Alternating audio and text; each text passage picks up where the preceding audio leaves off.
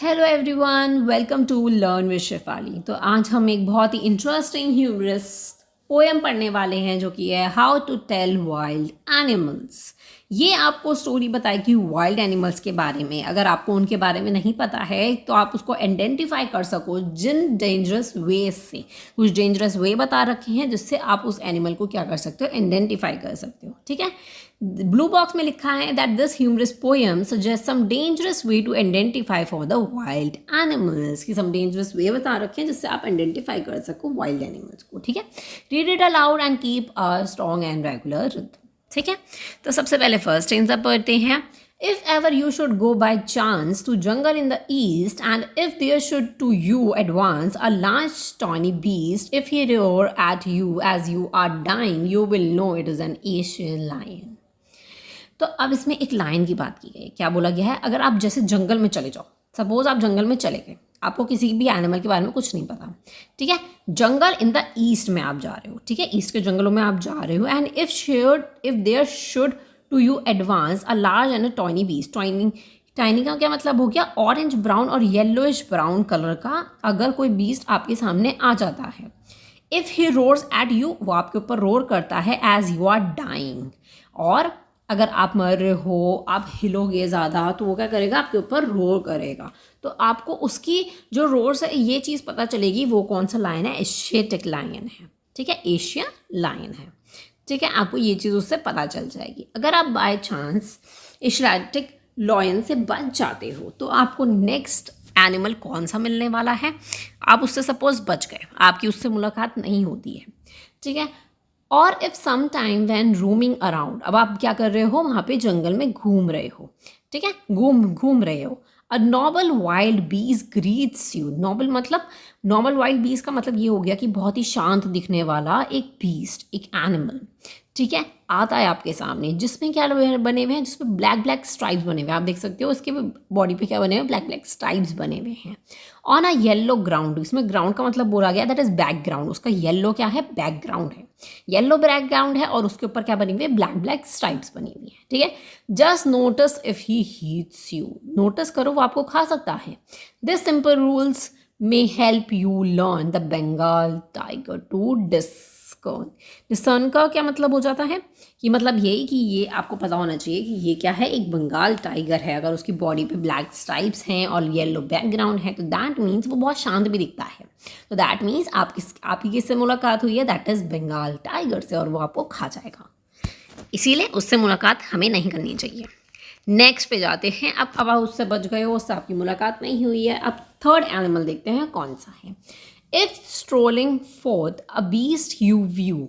Strolling का मतलब हो गया दैट इज वॉक इन अ लाइजरल वे।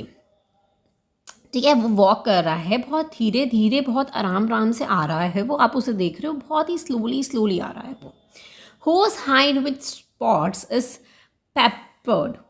उसकी बॉडी पे क्या है, स्पॉट्स बने हुए हैं, ब्लैक ब्लैक ये स्पॉट्स दिख रहे हैं ना आपको, ये पिक्चर में स्पॉट्स बने हुए हैं। ठीक है, पेपर्ड का मतलब हो गया that is covered with spots, से कवर्ड है वो। ठीक है, और हाइड का इसमें मतलब है कि एनिमल की स्किन। एनिमल की स्किन जो है वो हाइड हुई हुई है किससे, उन स्पॉट्स से। ठीक है, सारी बॉडी में स्पॉट्स है तो एनिमल की स्किन ही नहीं दिखाई दे रही। As soon as he leaped on you, मतलब कि वो आप पर अगर झपट्टा मार लेता है, you will know it is a leopard. वो क्या होता है, लैपर्ड होता है। लैपर्ड क्या करता है, सबसे पहले वो धीरे धीरे अपने शिकार की तरफ आता है, धीरे स्लोली आता है, और वो एकदम से क्या करता है, झपट्टा मार लेता है। तो दैट मीन्स वो क्या है, एक लैपर्ड है। Twill do no good to रर with pain, he will only lap and lap again. अब यहाँ पे क्या बोला गया है, twill to do no good to रोयर with pain. आपको बिल्कुल भी हिलना नहीं है, वरना वो और ज़्यादा रोर करेगा, गुर्राएगा, और वो बिल्कुल आपको मार डालेगा। ठीक है, इसमें ये चीज़ बोली गई है। तो आपको अगर ब्लैक स्पॉट्स दिखाई देते हैं एक एनिमल की बॉडी में और वो धीरे धीरे आ रहा होता है, तो आपको ये चीज़ समझ जानी है कि वो क्या है, एक लैपर्ड है। ठीक है, इतना क्लियर है। आगे देखते हैं। इसमें हमें थोड़े से वर्ड मीनिंग भी दे रखे हैं। यहाँ पे आप देख सकते हैं, ये कुछ वर्ड मीनिंग हमें दे रखे हैं, इसके थ्रू भी आप पढ़ सकते हैं अगर आपको खुद स्टोरी पढ़नी हो तो। ठीक है, अब हम नेक्स्ट देख रहे हैं। If you were walking around your yard, अगर आप अपने यार्ड के आसपास वॉक कर रहे हो, you meet a creature there, अब आप कोई क्रिएचर से मीट करते हो, who hugs you very very hard. अब वो आपको क्या कर लेता है, एक हग देता है, बहुत ज़ोर से वाला, बहुत ही हार्ड वाला hug. Be sure it is a bear. अगर वो आपको हग कर लेता है तो दैट मीन्स वो कौन सा एनिमल है, that is bear. If you have any doubt, I guess, अगर आपको कोई डाउट होता है, he will be give you just one more caress. Caress का क्या मतलब हो गया, a gentle and a loving touch.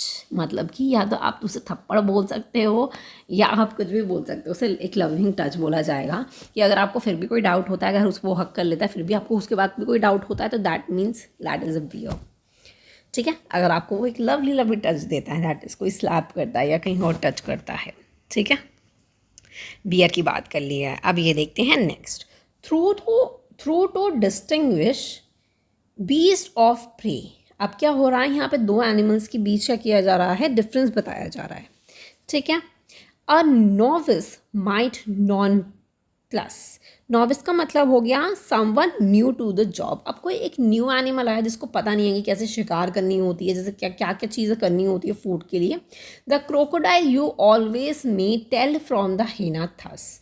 तो क्रोकोडाइल तो पता है क्या होता है आपको, क्रोकोडाइल हमने देखा ना, देखो यहाँ पे क्रोकोडाइल आपको दिख रहा है, और हीना क्या होती है, दैट इज ये एनिमल होता है हीना। तो ये दोनों थोड़े से सेम से लगते हैं। ठीक है, तो अगर आपको इन दोनों में डिस्टिंग्विश करना हो, अगर आप कंफ्यूज हो जाते हो किसी जंगल में जाके कि ये कौन सा एनिमल है, तो इन दोनों में से आपको बताया गया है कि कौन सा क्रोकोडाइल को आप कैसे पता लगा सकते हो और हैना को कैसे पता लगा सकते हो। ठीक है, तो हैनास जो है वो एक मैरी स्माइल होती है उसके फेस पे। ठीक है, क्या होती है, मैरी स्माइल होती है। But if they weep they are crocodiles. अगर वो वीप करते हैं तो दैट मीन्स वो क्या है, क्रोकोडाइल है। और वीप का मतलब मुझे बताने की आपको ज़रूरत नहीं है बिल्कुल भी।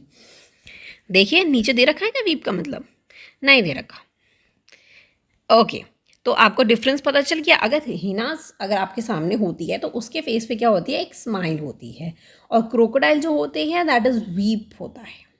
ठीक है, क्रोकोडाइल कैसा होगा, वीप होगा। ठीक है, अब वाला जो एनिमल है ये आपको थोड़ा सा छिपकली जैसा लग रहा होगा ना, लिजर्ड की तरह लग रहा होगा थोड़ा थोड़ा।